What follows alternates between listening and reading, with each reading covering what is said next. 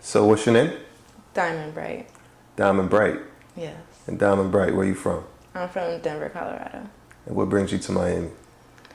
To do a lovely interview with you. Oh, I appreciate you so much. Of course. So how'd you grow up in Denver? I grew up with my two older brothers raised by my grandma. I do come from a family of 17 siblings. 4 was from my mother, and the rest are from my father. My father was obviously busy. And I do have one deceased brother on my mom's side. It was pretty rough growing up because my mom wasn't always, like, both of my parents weren't there. My father, he was in prison, and my mom was, doing her own thing. My grandma, she raised my mom, and after that, she adopted my mom. After that, she raised us. So it's just a lot on my grandma, and she ended up passing away, and we all kind of went through foster care systems and kind of just letting us take care of ourselves and trying to find a way. So it was pretty hard, but everything that I went through made me who I am today. So For sure. What kind of things did you go through? Did you experience any type of abuse growing up? oh yeah, most definitely. I was actually, my father was one of my abusers, and I was abused from sexually, mentally, verbally, and emotionally. Like, verbally was a constant thing. That was just a good morning and a good night type of thing. It was just the verbal abuse. Yes, there was sexual abuse. There was just a lot of things that you wouldn't expect to happen within your family home. With my mother, it was a lot of mental abuse. Like, it was just like a very materialistic mindset. Like, oh, I got this and this for you, and I'll be back when I got this. And it's like, I don't want all that. I just want you.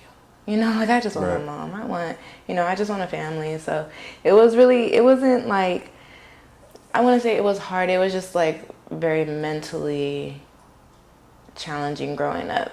Like, I just didn't know where I fit in, where I was included, what I was even about, what my family was about. Like, everybody just wasn't there, and it was just like, it was really hard because where I come from, a lot of people, it's a small city, so everybody's like real family oriented.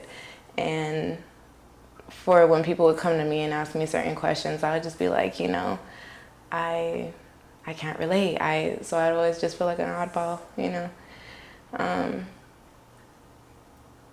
But yeah. You said you experienced some abuse by your dad. Do you remember what age you were when that happened? Yeah, I was 12 years old.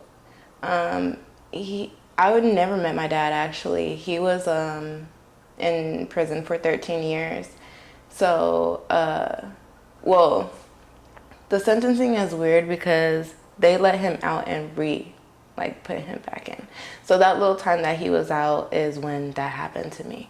And yeah, it was just very weird because, like, I didn't see him as a father. Like, I seen him as a total stranger. Like, all I would have was prison phone calls, or and it was like me, a little 12, 11-year-old girl, just talking to a grown man, not knowing what to say every day. Like, I don't know you, like, Right. how am I gonna conversate? Like, and then to tell you I love you, Dad. Like, it was just really weird to me. I had the same relationship with my mom, but like, there was always a distance between my parents and my grandparents, and it's because my grandparents knew what kind of parents mine were. And it was like my grandma feared my father, so us kids was never around, or like spoken about when my father would be around. And so one time somebody let loose where I was at the time. I think it was like Greeley, some like country part of Colorado, and he like literally searched all around Greeley, found me, and he like threatened whomever was around me at that time, and they ended up letting him take me for the holidays. It was like Christmas break or something like that. And yeah, the abuse started in my grandma's house, which is his stepmother, and she had dementia. So he used that to his advantage. Was this a one-time thing, or was this an ongoing thing? Ongoing. It was like the whole time that I was out there with him for spring break. So it was probably like 3 weeks. And then I tried to run away. And then that's when people started like having allegations and weird things. And then his own doing got him caught and he ended up going back. So it didn't last for long, but it lasted long enough. So the authorities finally caught up to him abusing you? They had caught up to him, but for some other crime that he has committed, and then the abuse allegations and whatever followed that. And you said people were aware? Like, were they neighbors? Or, Yeah. And how did they become aware? Was he openly? Well, a couple times that it had happened, how would I explain it? Like, I guess the scenario, like, I put myself visible. Like, I was in the window, like, screaming for help type thing. And so a couple people know like that with family members. I do have a couple aunts that nowadays will tell me, like, yes, we knew about that. But, so my family, nobody gets along with each other. So my grandma adopted my mom, and then she's racist. And my dad, he's black, and all my other family members are all mixed. So she, like my mom, I don't know how to get it all. Yeah. I don't really know how to. How did this affect you? How did being 12 years old and going through this affect you? It was hard because, like, it's like, okay, so that's what I was gonna say. My aunt knew, but since my mom was adopted and like just people, whatever, they didn't want to believe that I was my father's child because I'm the lightest one. Like, he's very dark complected, so they were like, out of all kids that you got, she's the lightest one. That's not your child. Blah blah blah. And I'm like a spitting image of him. I'm just white, like you know. And so like a lot of my family knew, and that's the only reason they let it happen or didn't do anything about it, because they were like, this isn't your child, even though like DNA's, like, everybody knows for a fact I'm his child, because now out of all 17, 18 kids, he has my name tattooed on his face right here, and that's why I have a tattoo on mine. So how far did this abuse go? Was this? It went for about, what, like I said, it was spring break when the physical was being done, but the other abuse, it was going on for like probably 5 years after that. He would threaten me. I have a lifetime restraining order on him. So did this involve intercourse? Mm-hmm. Yeah, he raped me, he's molested me, he's everything. And how do you deal with that? How did you overcome? Are you still healing from that? How has that affected your life? I do suffer with PTSD. I did get a lot of counseling for it. I'm open with it, and I'm okay with talking about it. It's just, it does affect like my sex life, and it does kind of affect my my affection, or like my, you know, just how I interact with my spouse type thing, like, you know. In what ways? How did it affect you? How does that manifest? Like, well, now it's just like, because it kind of allowed me to be like careless, like not in a bad way, but it's just like sex work. Like, now I'm able to just like lay there and just, you know, get the job done, instead of, rather than like engaging in the intimate, like, you know, I have to like reenact that. So it's like when it comes to like an actual spouse, like a lover of mine, like it's a +1 on them, because it's like I like them, so I'm gonna show that affection. But when I'm not just like I guess focused on that, it's just like I kind of treat them like get away from me, you know, like, don't, like, why are you all on me, like, get off me, you know. I don't want that. They're like, oh well, I love you. It's like, oh, and then I feel bad because it's just like, oh well, I didn't mean to do that. But it's just like sometimes like just something in the back of my head is just like, ugh, like, get off. Like, I just don't like being touched. I don't even hug friends. I don't hug family members. I'm a simple shake, or like, hey, like, I'm like, yeah, don't touch me. Do you feel like you'll ever heal from this? Most definitely. Actually, one biggest battle of mine was that my vision of how I would see other kids with their father out in public, say like a father's taking his daughter out to the mall and getting ice cream, whatever, I would think he's doing something to her. Anywhere I go, any kid I saw, especially a little girl, like it would, and then once I had my own kids, it like sent me into like panic mode. Like I just don't want anything to ever, not even anything to simply cross that same line to my kids. Like, no. So what do you do to protect your kids?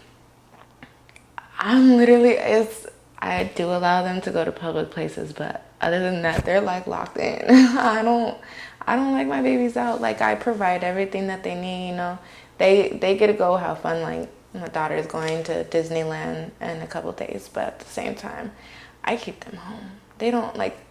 I have godparents chosen out for them. Like if it's like I don't just put them into just a daycare or like anything, because it's like you just don't know. I'm overprotective. How many kids do you have? I have 2. I have a 4-year-old son and a 1-year-old daughter. Are there a dad involved in their lives? No, they both have different dads, and none of them are there. Well, I sorry, my son's dad is there. My son does live with his dad currently. Are you religious or spiritual? I'm not. Neither? I just believe in what I believe in. Well, yeah, I would be more so spiritual, if anything. I'm not religious. What do you believe in? I just believe that there is a higher power, and that, like I said, this is my belief, but our children are our God. It gives us a purpose to live for, Do you have any spiritual practices like praying or meditating or yoga or? I mean, I dibble and dabble with a couple things. Like I just got some, I think I'm saying the word right, dowsing rods. You're teaching me something. Yeah, and it's like the little pendulum and stuff. Like it's just energy and gives you like, it's more so for fun, but it's like the more you believe and meditate and get your energies and chakras right, like I think it does release answers that a lot of people do look for. It's not the Ouija board, but it's similar. What's your sign? I'm a Taurus, April 30th. What can you tell me about Tauruses? Oh, food is the #1 thing to our heart. We are stubborn as can be. We are very loyal, very truthful. We're goofy as hell, straight up. But at the end of the day, we don't take no shit. Like, we know what we want unless we're proven different. You know what I mean? Like, show me. I have to see it to believe it. You see, I got 3 eyes. I really gotta see it. But, yeah. And how old are you? I'm 24. Did I ask you that before? I did, right? Mm-hmm. So you're 24, and how do you describe what you do for a living?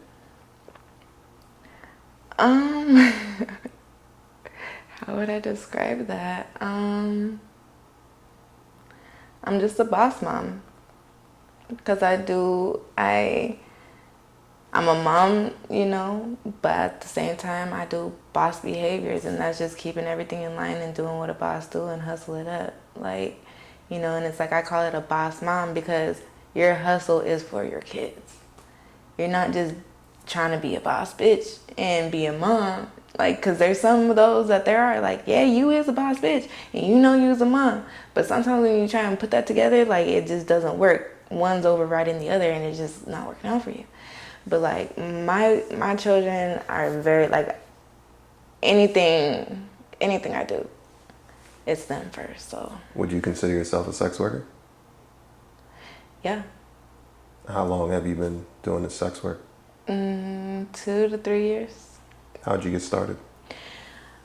Because I unfortunately got heavily addicted to drugs, and the person who was providing me those drugs was a person that was very close in my home. So it just ended up getting too bad that I realized, like, I would just look in the mirror and I'm like, I can't, this has to stop, and I'm like, I would even move out the house, like do this and that. And it's like, for some reason, it was still easily, you know, there. And this person was just, so I was like, best bet is just to up and leave, like out of state. So I moved to Arizona. That's where it began. Arizona is a very, very different place than what I'm from. Like, so Colorado has like Colfax. That's what like the blade out there is called. So when I went to Phoenix, they got 27th Avenue in Van Buren. And I was actually with one of my homegirls that I moved out there with.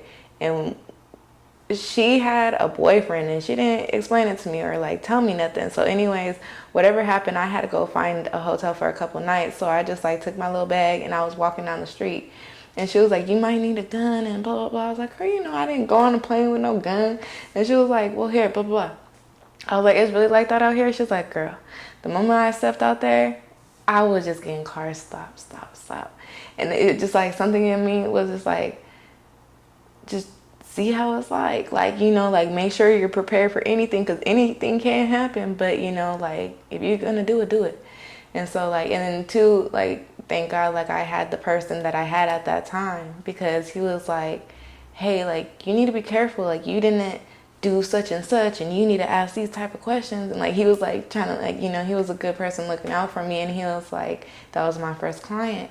And I was like, okay, I kind of, you know, I get the gist of it. Like if it was a really common thing, or if this is what I really had to do, I'll just do it up real quick and then just end it, you know, because this is fast money. You can put a start and stop to anything, you know. It's just how it works out for you, because it can get addicting, you know. Do you feel like you're addicted? I've had my moments. What about it is addicting? Just that, like, that rush when you get more than what you thought you would type, you know, because with sex work, you put your own rates and things to it, but you never know if your actions or just you know, allow that thing, like, things to get better for you, speaking as tips, speaking as rates, anything. So it's like, I started to try and be very business-like have like a menu, this, you know, like, but then like I just started being myself, and it's just like, once I got like the tip, or like, oh, here's an ounce of weed and this is, I'm like, oh, bet, you know. So I just started like just doing calls, and it's like the more you could be yourself rather than thinking that you're sex working, you know, it's just like, you want that company. Like, you're with people all day. Like, why not have fun, do sex? Like, I'm a content creator too. So it's just like, you know, it's all fun. And then it's like, you're getting paid doing it. And then these are people that you like kind of get like a little bond with. So it's like, you could call them if you need help. You could call them if whatever. So it's just like, you know, what is better than this? Like, I just made, what, 600 in like 2 hours for what? Chilling, smoking, and a little bit of sex. Yeah. Okay, I'm cool. Like, you know what I mean? That was better than working at a 9 to 5. Have you ever had a 9 to 5? I have. Mm-hmm. What kind of jobs did you work? I was administrative assistant at the election board for fracking petition and home health care.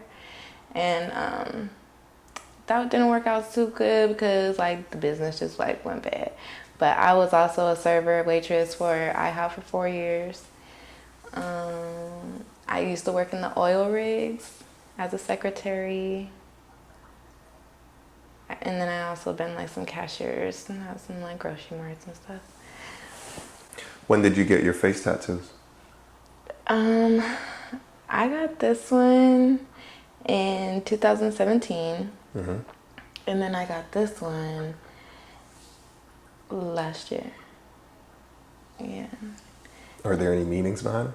There is. This one, there's kind of like a lot of meanings, but like I said before, my dad has my name tattooed right here, my government name, and it starts with an N, so I just, instead of doing my same name in representation of him, it's just like I numb that out, you know, like I numb him and just the fact that my name is on this person's face, and, you know, I just numb it out. But numb isn't also like numb as in pain, but it's just, if you abbreviate it, it's never underestimate my brains. Because, you know, you never could look at somebody and just judge and be like, oh, I know what they've been through and didn't be through. Like, you will never know. Looking at me, people think I'm Mexican. I'm black. You know what I mean? I'm black and white, I'm black and German. But like little things, it's just like you can never ever tell somebody like how they feel or what they've been through or whatever. So it's like, yeah, never underestimate me. And the other tattoo? Louis V.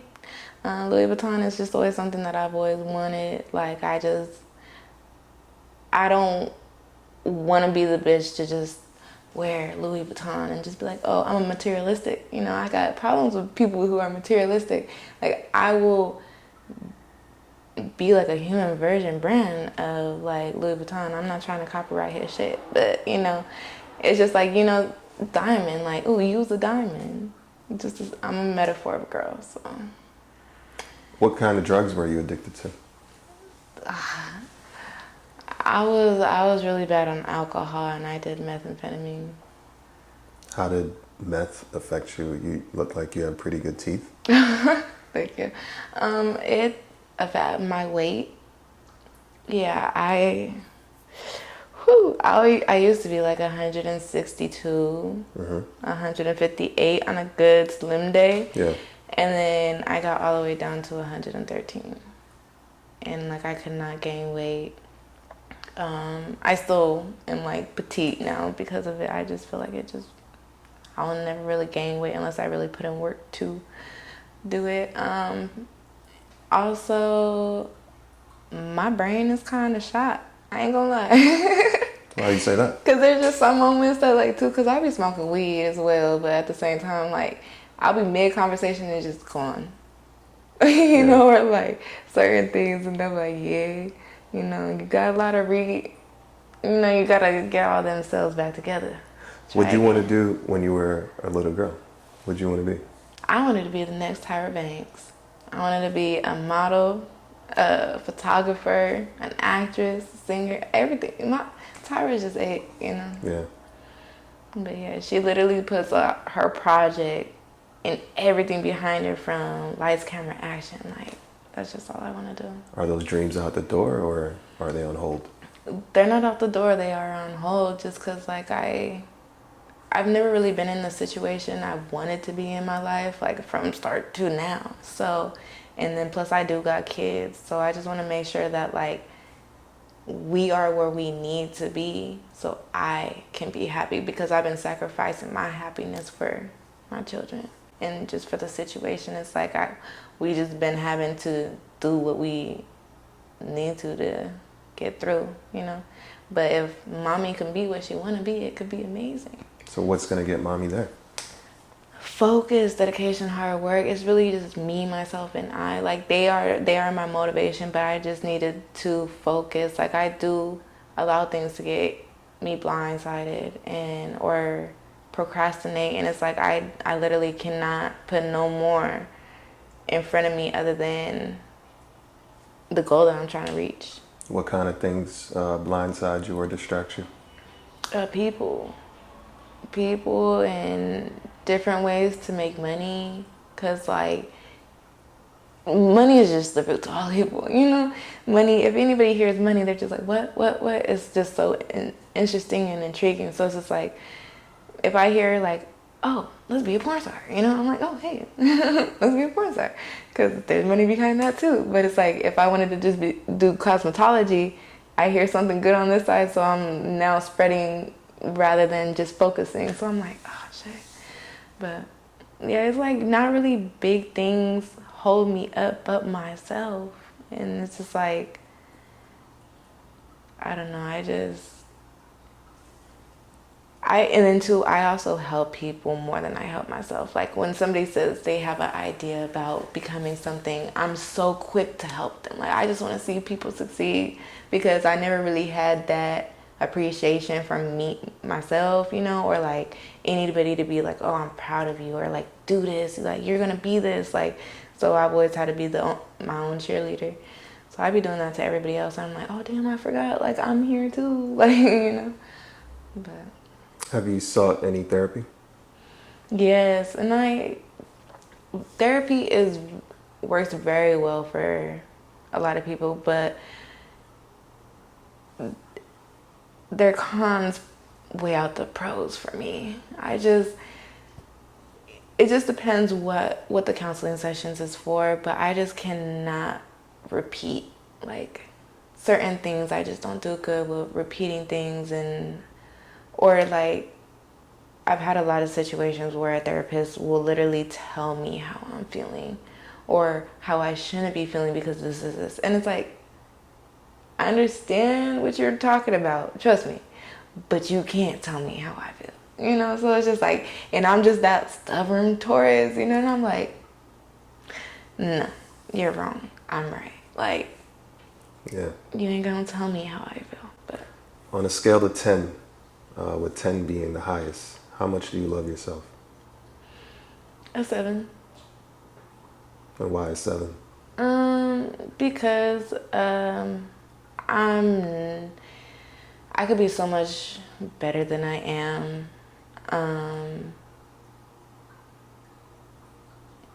And it's just like from looks, emotions, and mentality, like I think my mentality is like my number one plus, but it does get like tangled up sometimes. Like I said, like sometimes I look over things rather than just through it. And I mean, that's a hard question to ask. Yeah. I don't like talking about myself. I really don't. Yeah, love is infinite, right? And self-love perpetuates all love. So you were speaking a while ago about, maybe loving to help people more than you even love to helping yourself. And that's a reality for a lot of people, especially people that have experienced trauma. So, give it some thought about, loving yourself, that number.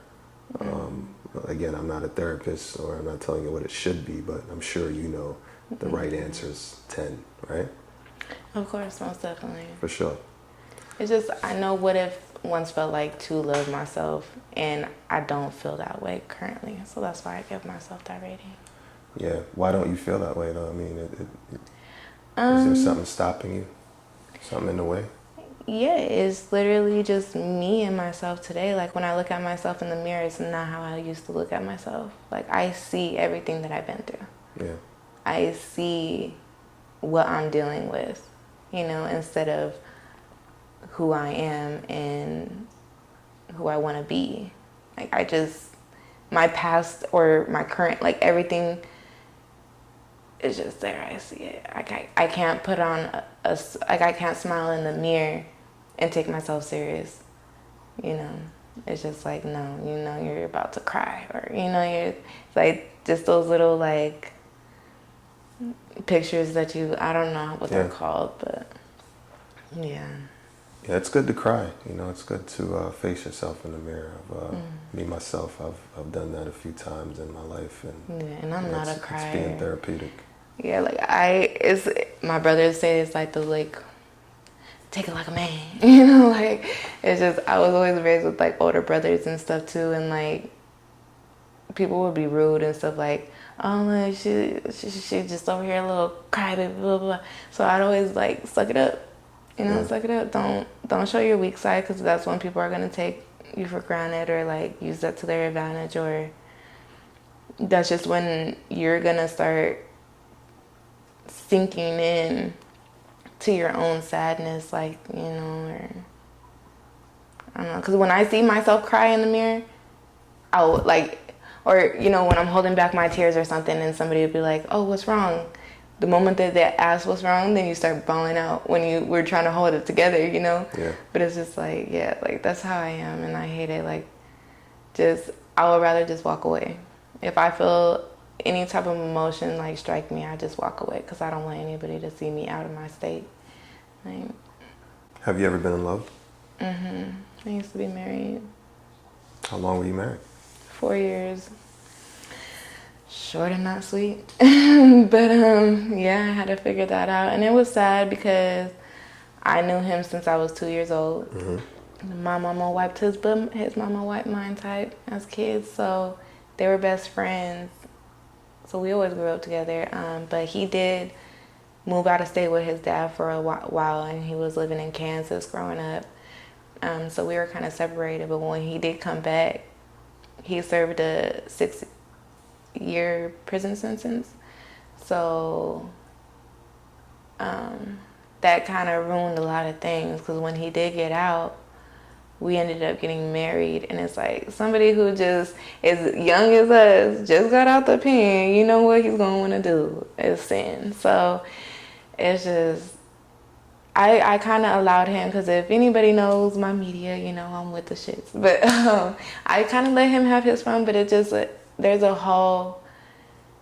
level to the shit when it comes with respect and disrespect. You know, like, you could respect me by doing a lot of things that you would do that a lot of people wouldn't accept, but it's just, yeah, he hurt me to the point where I was just like, no, it's never again. Yeah. Speaking about your media, what's something that people constantly ask you? About my media? Well, or about yourself?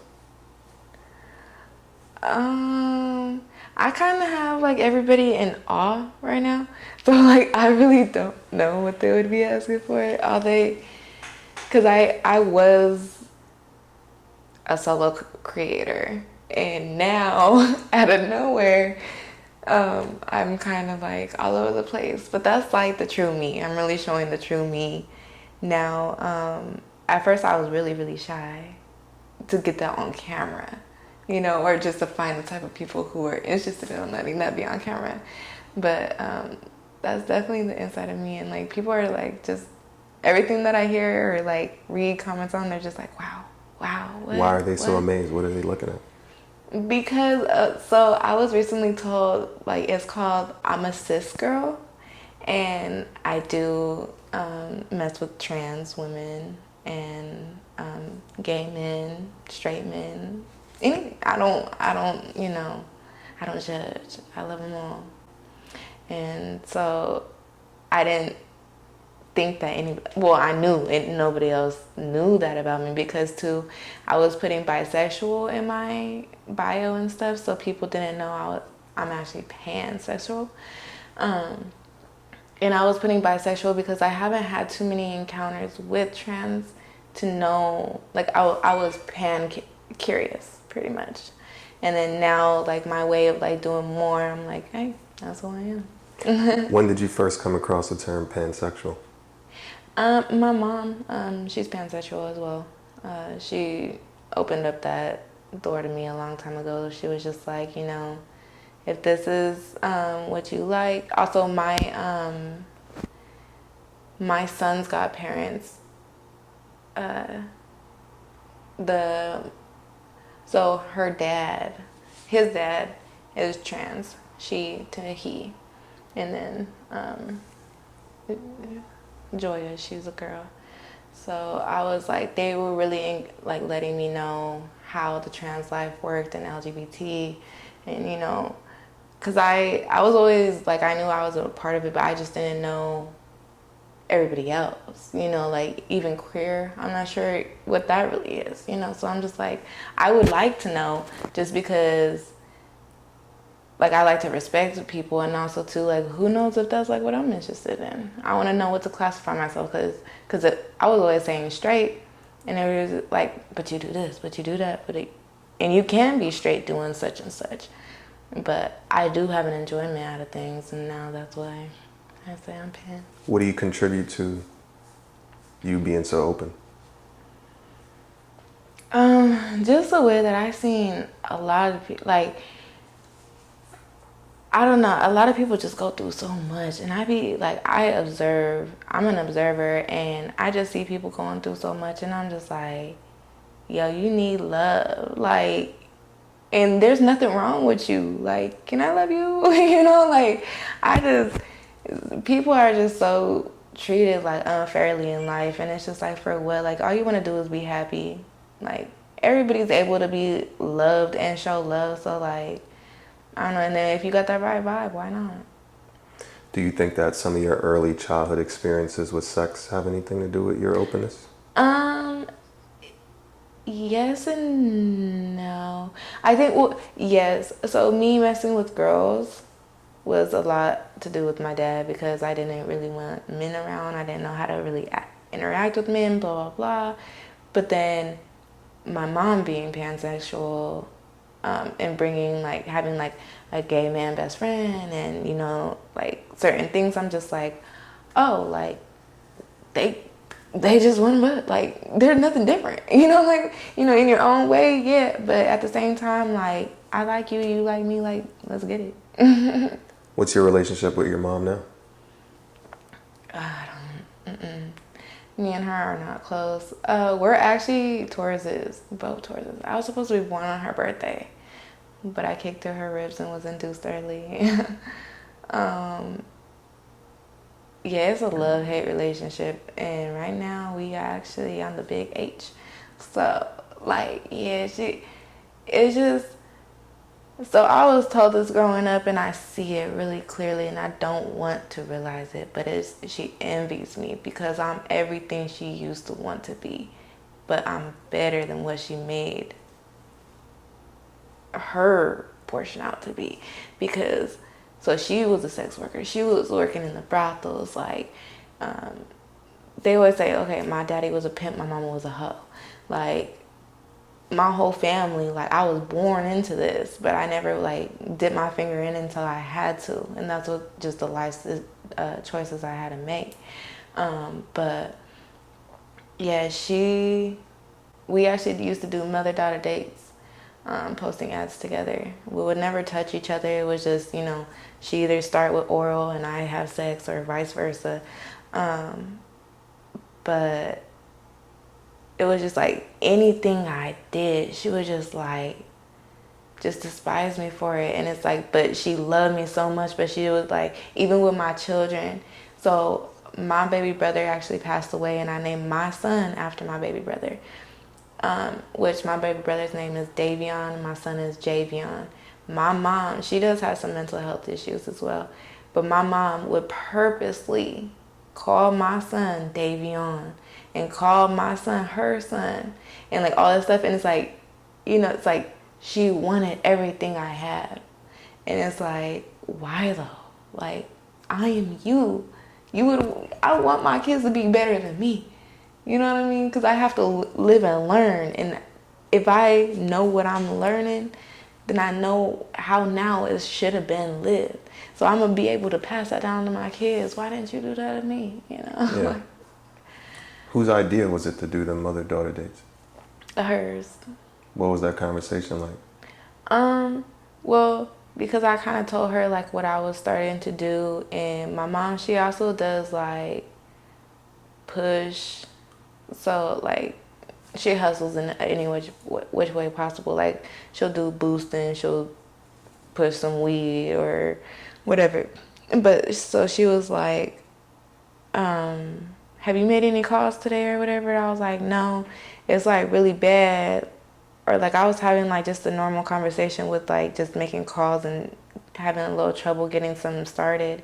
And she was like, well, you know, I'm posting. And I was like, because I knew she used to do all that, but I didn't know she was still currently like in the gist of things or whatever happened.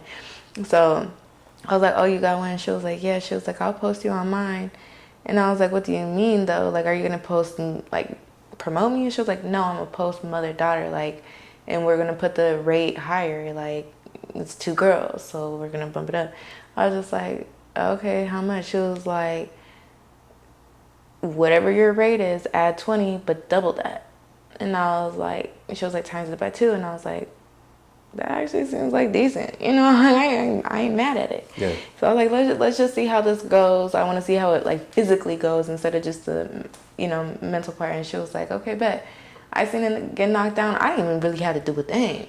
I'm just kind of, you know, being a little mascot in the corner. Right. So they were like, I was just like, boom, yeah, let's do this. And she kept making it like that same energy the whole time. So I was like, boom, yeah. And then it ended up like, she started becoming too comfortable with the fact that we were like having sex with the same people or whatever. So this man that I really like, after my ex-husband, I done fell in love with this dude, and she know, and she think he fine as hell, because he is. But the moment that I'm like trying to get him a hotel room, get him all straight, because some shit was going on, she said that I was going through some things, so she was trying to surprise me with him. And when I done called my mom to pick up something, he was in her car headed to her hotel. And I was just like, oh, this grimy ass bitch. Like, it was just, yeah, it was bad. But my mom, she'll do anything, like, and is it vindictive or something? Like, she'll purposely, like, it's like, oh, where did my eyebrow pencil go? Like, you need to stop messing with my makeup. So she'll go and empty out your whole makeup and put it everywhere just so that you could be like, didn't I tell you not to touch my shit? Like, I don't know why, but yeah. How long did you guys do this for? Like half a year. Like 6 months, yeah. Was it beneficial financially? Financially, yeah. Yeah. I'm sure the reaction And of I the think men. it was like really nice too with the security because it was my mom and it was a female, so I could have her with me wherever I go, Right. you know. So yeah. What was the reaction of some of the men that you guys saw? They were, you know, like they liked that. They had like a little fetish, and my mom, she does look younger.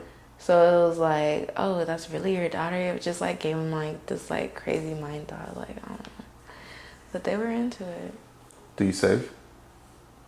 I've tried, but I think the most that I was able to save was when I was doing mother-daughter dates, because it was easier for like,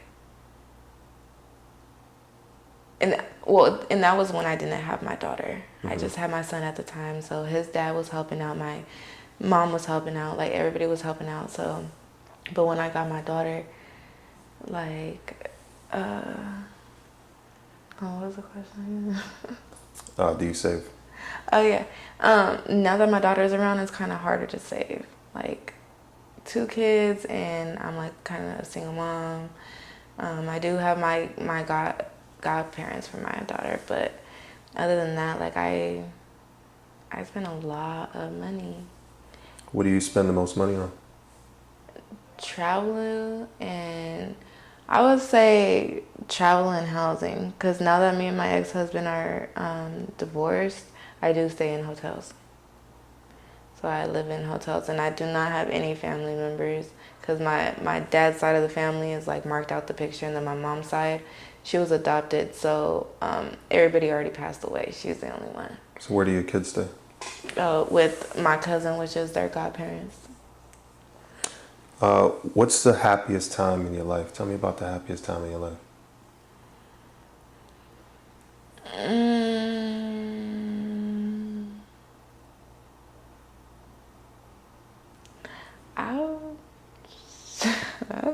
That's hard.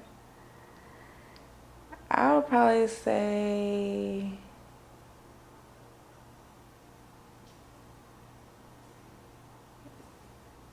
I don't know. I know I've had some good times, but it's very hard to really dissect which one it was. I would probably say when I found out I was pregnant with my son, because that was the first thing that I got that I've always wanted. Like anything that I've always wanted, I never got, and that was just like, it was like me like whispering like, oh, I wish it was my firstborn. Like boom, God gave me what I want. So that was just like made me happy, and I felt like I wasn't no longer alone. Who do you look up to? I don't know. I would probably say Zavia Ward. Who's that? Zavia, she was off of The Voice. The girl, send me your location list. Yeah, she was a little like one with the dreads and stuff. I actually named my daughter after her. My daughter's name is Zavia. But her vibe is just so dope. Like she's young, she's grown minded. Like she just everything. Like I could see me as her. And I'm the type like, I'm very different. Don't compare me to nobody, but like her, yeah. It's just, yeah, I could see her as like my like soul tie or something. Where do you see yourself next year? Next year, I see myself probably back like stable again. I really do see myself stable, with my family, because we kind of spread out right now, and just I want to get back into school. So hopefully I might have my cosmetology license and stuff like that by then, and I'm entering back into modeling and just getting shit popping. Like 2022 is just really trying to get me back, like just a wake up call, you know, like just don't forget who you was and what you trying to do. Like boom, let's get all this done this year, so the next year's coming, you can get everything that, you know, life has to dish out, given to you. So. If you had to host a dinner and you had to invite 5 people, dead or alive, past or the present, name 5 people you invite to your dinner. My grandma, my baby brother,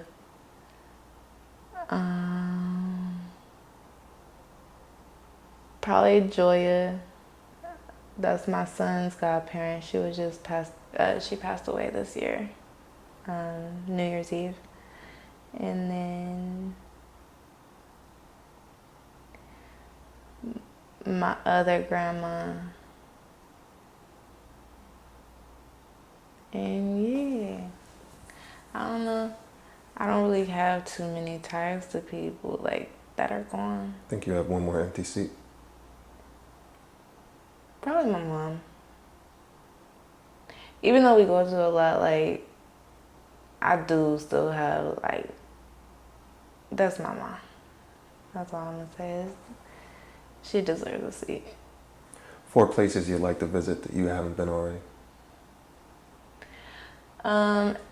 ATL, Houston, Dubai, and Germany. 3 tips for the next generation of sex workers.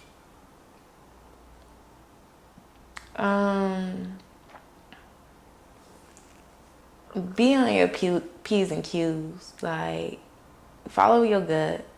You know what I mean? Save and slow down. You know, don't let the money and fast life get you. You do it. You know what I mean? 2 people you'd like to see on the show. 2 people I like to see on the show.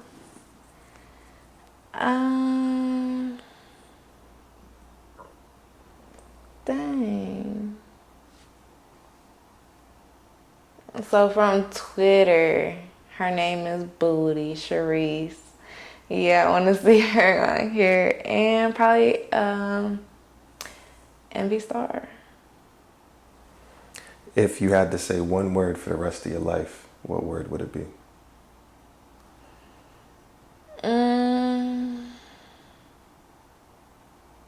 Got him. Got him. But no, I don't even know. That's kind of a hard question. One word for the rest of your life. Smile. And why smile? Because that's something that I can't necessarily do when I want to, or believe that I can when I know I'm down, you know. I think the audience will agree that you have a beautiful smile. Thank you, thank you. Thank you for taking the time to do this interview. Yes, Thanks for coming down to Miami. Most definitely. You're welcome. Thank you. Much appreciated, all right? Thank you.